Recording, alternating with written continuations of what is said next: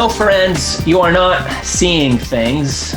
I, your lowly Arab host, do have a hat on and am dressed down extremely casually. And this is because today we are starting something called Way of the Master at Home.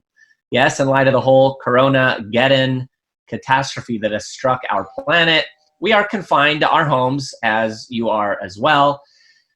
The world has changed. It's changed massively, but the gospel hasn't, and the need for people receiving Christ and the gospel hasn't as well. So friends, as the old saying goes, the show must go on, even though this isn't a show, it's reality. And as always, I am joined by my wonderful host, and today, coming out from behind the camera, joining us is Eddie Roman. Hey there, Eddie. Hi. What? Along That's with raising Eddie the roof. Roman is the cloistered in his car, the legendary, world-renowned apologist, Mark Spence. And in his house, so confined, so going crazy out of his mind because he can't get out, he even plastered a picture of a beautiful scene with a fake window on his wall. Legendary Ray Comfort.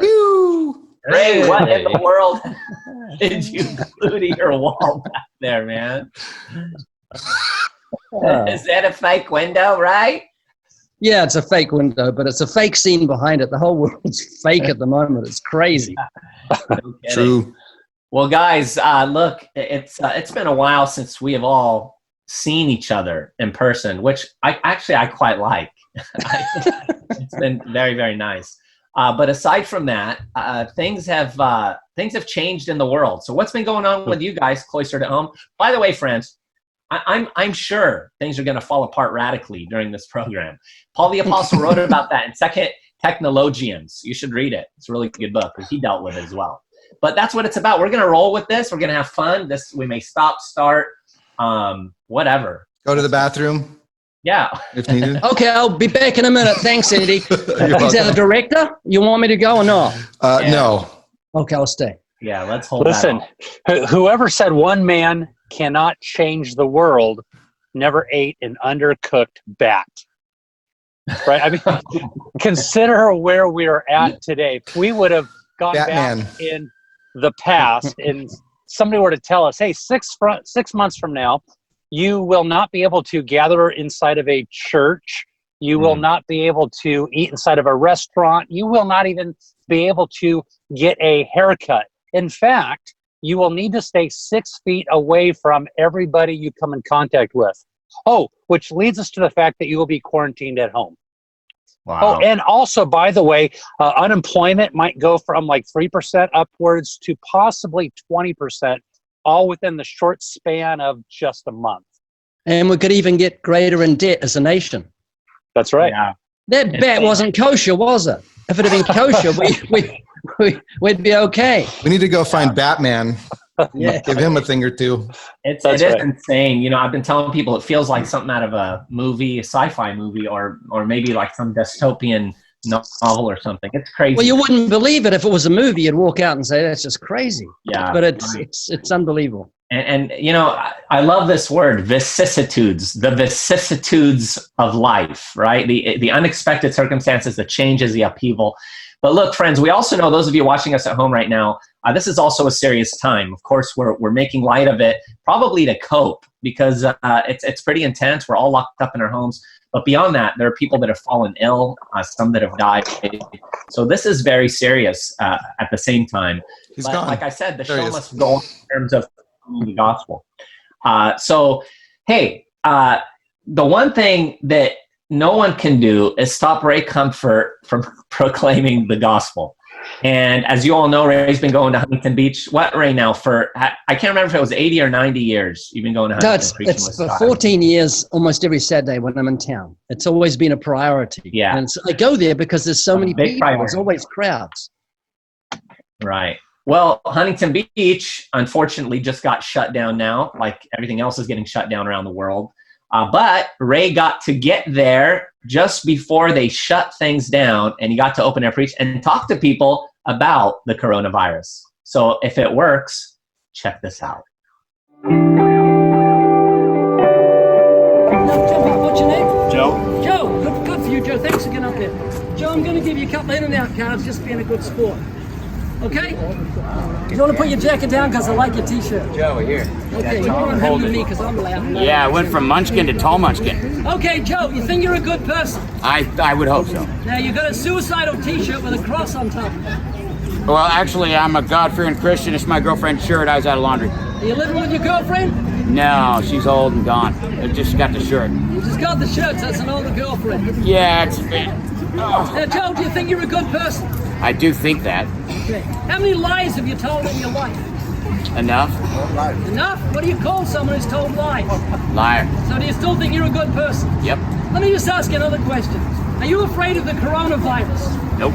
You're not? Why aren't you afraid? We all live and we all die. So you don't care if you die? Well, it ain't like that. I think it's more of a media pandemic. I don't think it... They said 98% survival rate, and I ain't got it yet. You know that in 1918 there was a pandemic that killed 50 million people? Yes. And in 16 weeks, 36 million people died of that pandemic.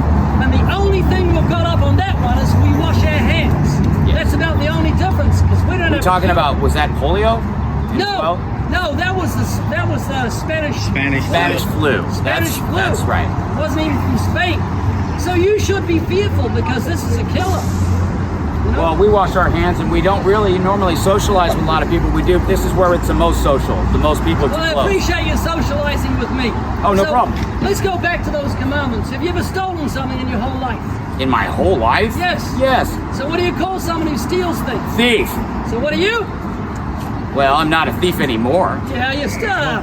No, I'm not. I ain't stole nothing in 25 years. Well, I got still- a 6-year-old boy. Thank Mom you. and Dad have passed. I'm a good guy. I don't steal. I don't lie. I don't people over. I lie to cops and chicks. Only Ray Comfort. Ray, you went down to Huntington Beach in the midst of the coronavirus. What were you thinking?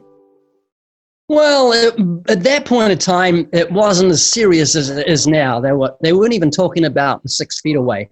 I think they just started it, but no one was taking it seriously. And man, I want to share the gospel with people. So I want to obey the law and do what the authorities say and stay 6 feet back from people and not hug people. Yeah. And I did that. And that guy was a great guy to get up on the box. So Ray, what was the atmosphere like down there? Because watching that guy, he seemed pretty carefree, relaxed. I mean, you know, he was engaging. What's the deal? And there's a lot of people walking around in the background too. It's like a normal day, it seems like. Yeah.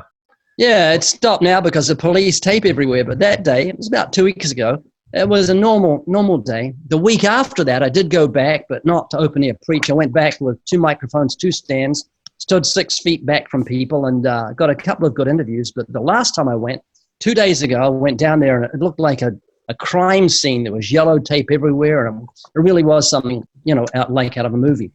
But that day, the guy with the cool T-shirt, it was a great day. Yeah. So Ray, what is it with you and guys in T-shirts lately? There's another video with you and same kind of scenario, but I mean, suicide I think that was the Suicidal Tendencies. It's a rock band or something. So yeah, it's a rock. I didn't know it was a rock band. I thought he had suicidal tendencies, but it was that used to be my favorite band back when I was into like punk rock metal. They were the best back. Yeah, didn't Carrie Roman walk down the aisle to that song? Yeah, when you guys got married. with me playing the guitar right behind her. Yeah, you can get it. You can get it on our website. It's on 50% discount.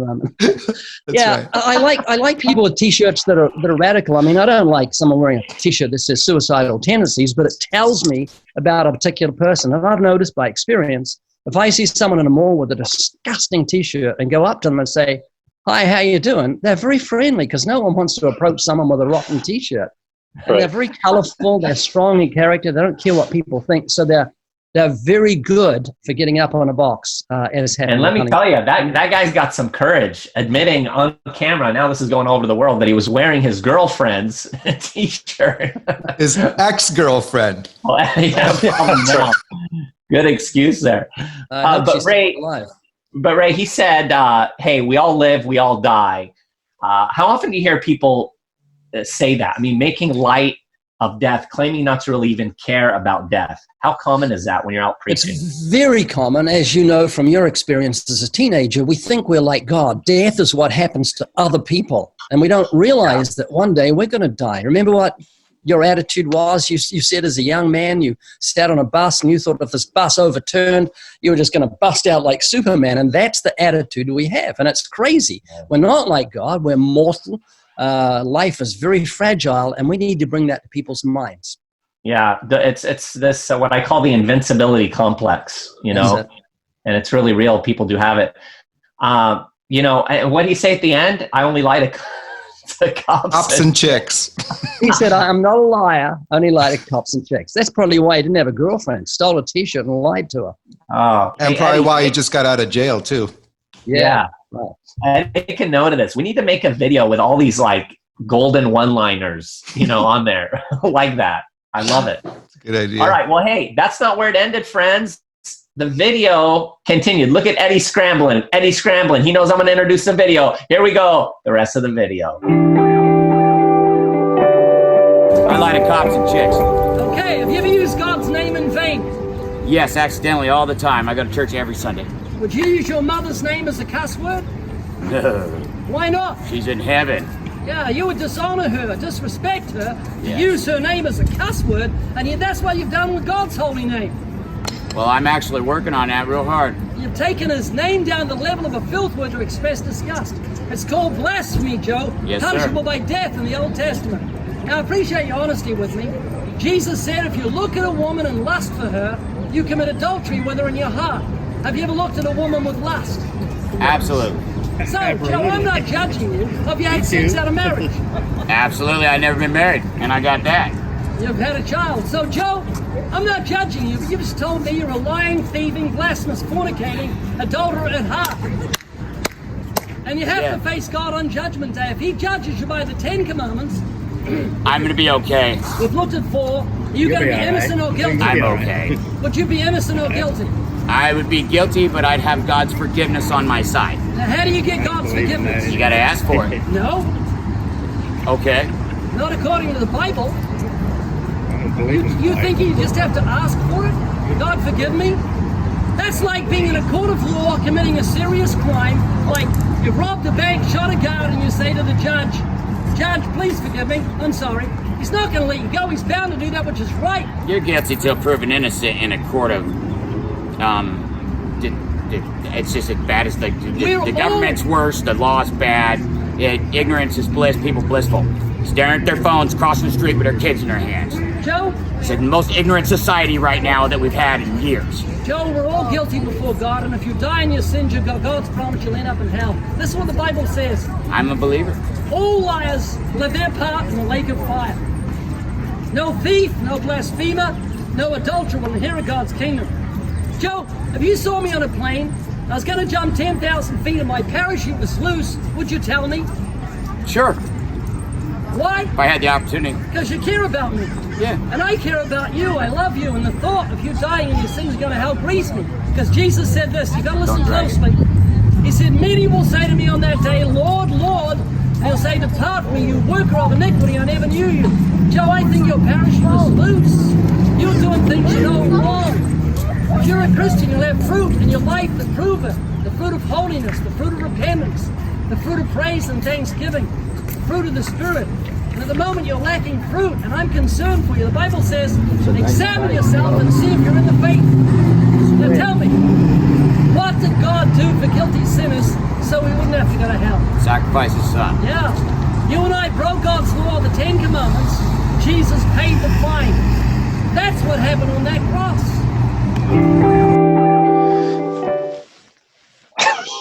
Just touching the back, guys. That was pretty cool. Was he doing yoga? Like, no, he was a chiropractor.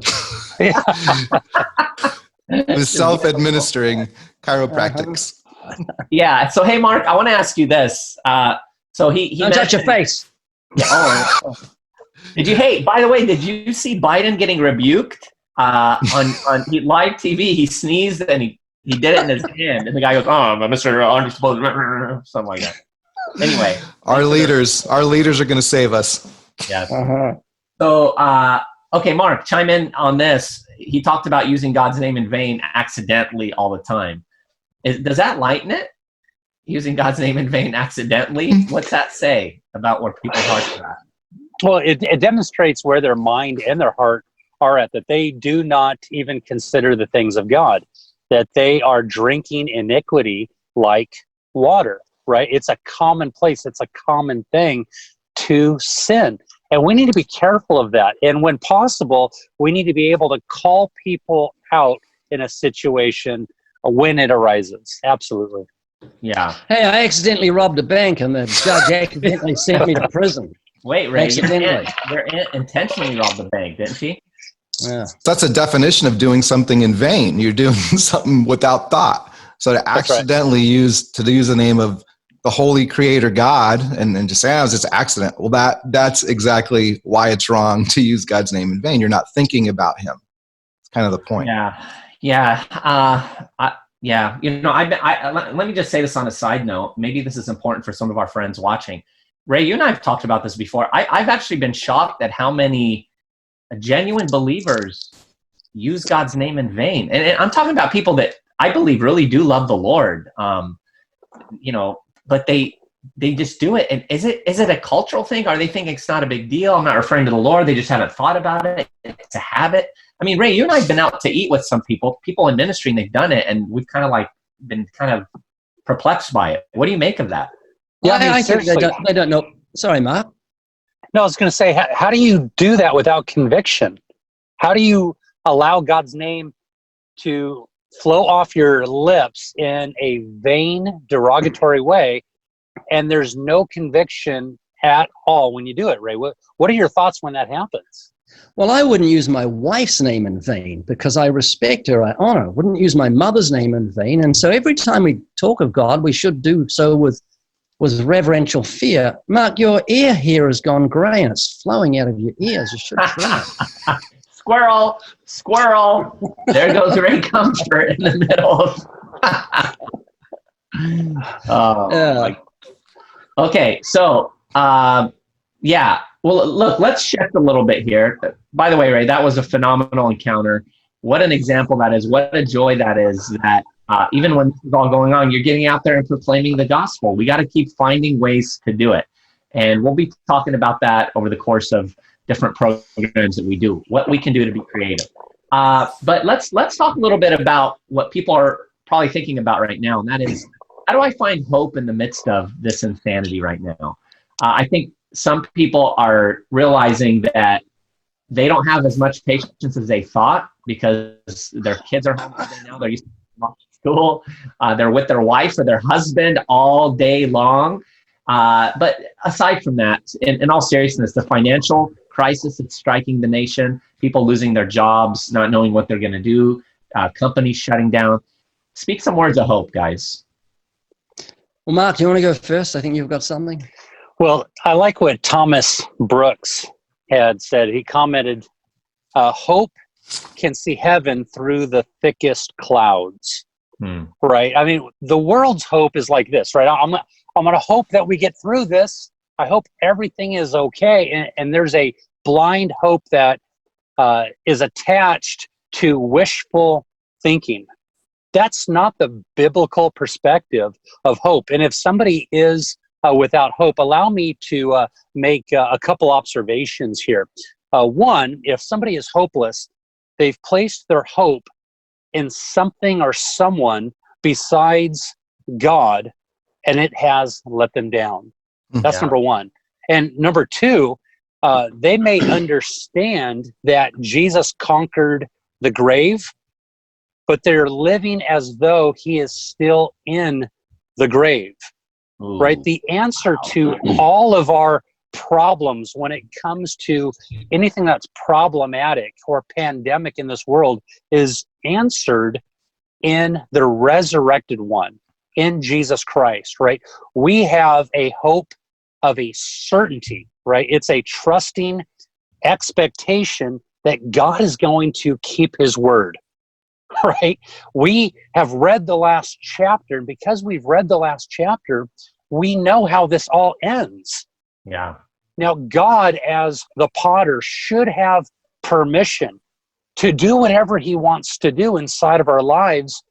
We have to remember that even this virus will serve a sovereign God, and for the purposes known only to God, right? God is in heaven. He does what he pleases. We are allowed, how about this? Here's a really good takeaway. I've been sharing this a lot lately. As a Christian, you are allowed to worry and stress within your circumstance as much as God is worried, as much as God is stressing. Wow. You're allowed to have sweat on your brow as much as God has sweat on his brow. God is not pacing back and forth. He doesn't need our wisdom. He doesn't need our counsel. He knows what he is doing. And I'm going to trust God to get us to the other side. And that's hope. It's an expectant end to a one who knows the future. You know, I've been getting a lot of comfort out of Psalm 46. I've been soaking my soul in it for about a week or so. God is our refuge and strength, a very present help in trouble. I love that word. He's not just our refuge. We're not just in a cave, but he's our refuge and strength. We're not cringing in fear. And he's a very present help in trouble. He's not a help in trouble. He's not a present help in trouble, but he's a very present help in trouble. He has us by the hand. And so that's wonderfully comforting. Amen. And, you know, we have to remember this, that sometimes I think people think, well, what's the Bible have to offer me? I mean, you know, all these guys are prophets and apostles, and they're sitting in their ivory towers. All things are great. They're in tune with God. But most of the Bible was written in the midst of hardship. I mean, throughout the New Testament, the believers were being persecuted. They were being chased like animals in some cases. And yet they persevered through that and continued to bring the gospel to people. And on that note, thank God that even though a lot of things are closing down, coffee shops, friends, are still open. And one man who's under distress these days decided to do something very interesting at a coffee shop. I don't know this man. Mark doesn't know him. Ray doesn't know him, but maybe you'll recognize him. Check it out. What can I get started for you today? Hey, I'd like a venti soy latte. Hot or iced? Hot. Okay. That's it. $5.15. Thank you. Thanks. Don't make fun of me for my drink. I'm from California. All right, I got an In-N-Out Burger gift card and a Living Waters movie gift card where they can watch our movies online. I'm just gonna put that in there. Hi, it's gonna be $5.15 today. Okay. Thank you.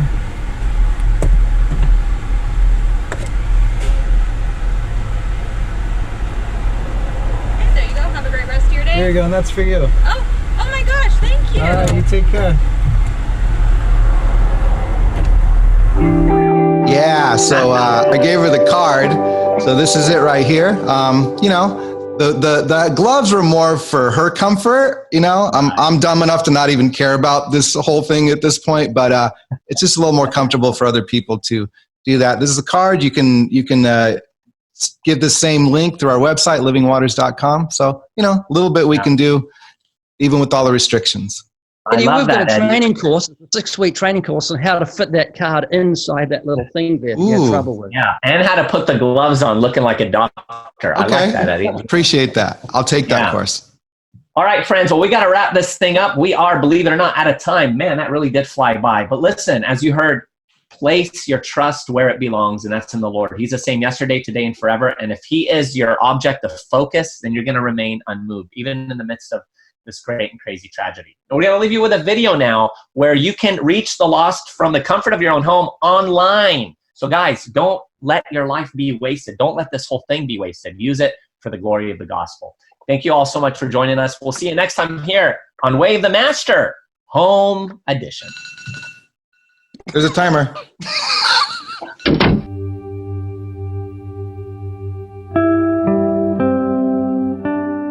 I've often wondered why Christians don't do more commenting on YouTube or on news reports or on, now is the perfect time. You think about it. You got all these places that what they want is they want your eyeballs on their screen. So You go to CNN, you go to Fox, you go to ABC, you go to these places, you visit their website, you look at the article, and typically they allow a comment section in the article.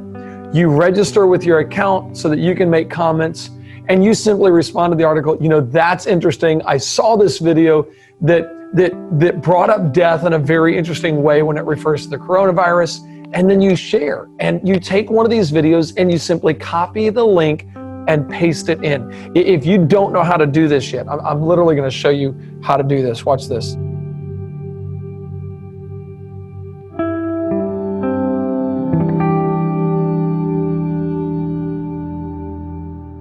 All I have to do is come over here, pick a video. So you take one of these videos, let's see here. This is his latest one, The Coronavirus Doesn't Stop. Take this link right up here. You're going to copy it, and now you go to some place that's talking about the coronavirus. Go to some news channel, and where they're talking about the coronavirus, or on Facebook, or on a blog, anywhere you want. So here's something that's just posted on the New York Times. Typically, they'll have a comment section somewhere down here, and you can log in and make a comment. If that one's not available, if it doesn't have it for that website, try another one. But find multiple places where you can paste this link in. And I'm telling you, if we had thousands and thousands of Christians just simply sharing these links out there, especially Ray, your videos come out every single day.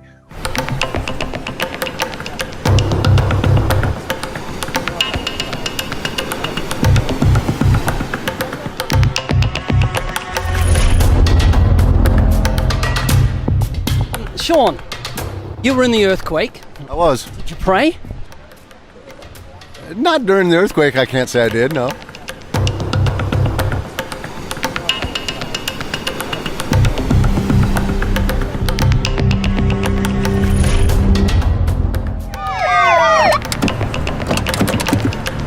Oh, this isn't happening! This isn't happening! Who called him? Did you call the cops? No!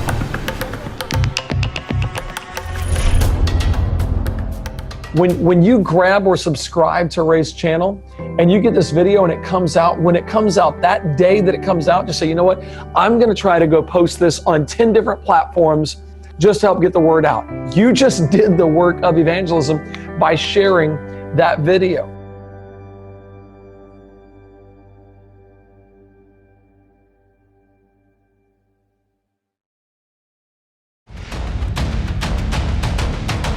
Redeem the time by watching free online movies addressing the most relevant topics of our day: suicide, atheism, evolution, homosexuality, abortion, school shootings, and even the current pandemic.